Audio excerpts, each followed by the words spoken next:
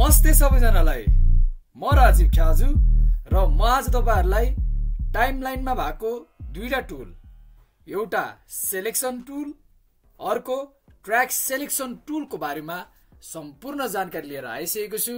So बिना कुनै time West गरी भिडियो सुरु गरौँ।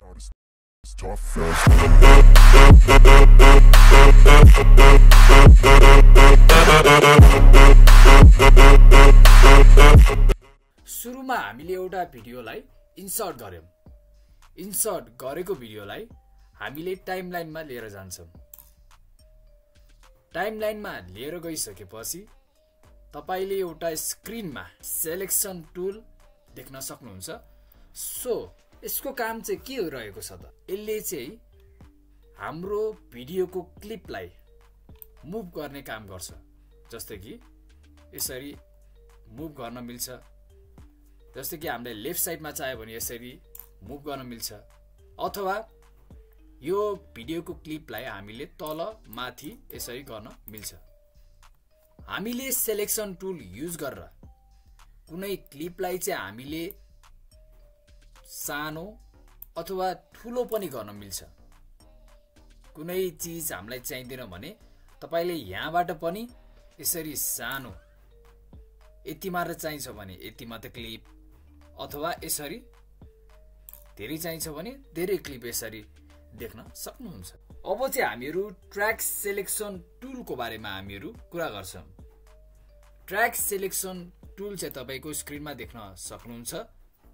ट्र्याक सेलेक्सन टुल पनि दुईटा टाइपको हुन्छ। एउटा चाहिँ ट्र्याक सेलेक्ट फरवर्ड टुल अनि अर्को भनेको track select backward tool. So फर्स्टमा कुरा गरौँ ट्र्याक सेलेक्ट फरवर्ड टुल। यसले चाहिँ के गर्छ भन्दाखेरि कुनै लेफ्टमा भएको सम्पूर्ण क्लिप राइटमा लिएर जान्छ, जस्तै कि। अनि अर्को भनेको ट्र्याक सेलेक्ट ब्याकवर्ड टुल। यसले चाहिँ के गर्छ भन्दाखेरि लेफ्टदेखि राइटसम्म सम्पूर्ण क्लिप चाहिँ लिएर जान्छ। अब कहिलेकाहीँ चाहिँ के भइदिन्छ भन्दाखेरि हामीलाई चाहिँ कुनै एउटा क्लिप मात्र लिएर जानुपर्ने अवस्था हुन सक्छ। सो त्यस्तो बेला चाहिँ हामीले के गर्नु पर्यो भन्दाखेरि यो ट्र्याक सेलेक्सन टुलमा जाने, अनि हामीले शिफ्ट थिच्यो भने एउटा मात्र एरो देख्न सक्नुहुन्छ। सो यसरी यसरी लिएर जान सक्नुहुन्छ।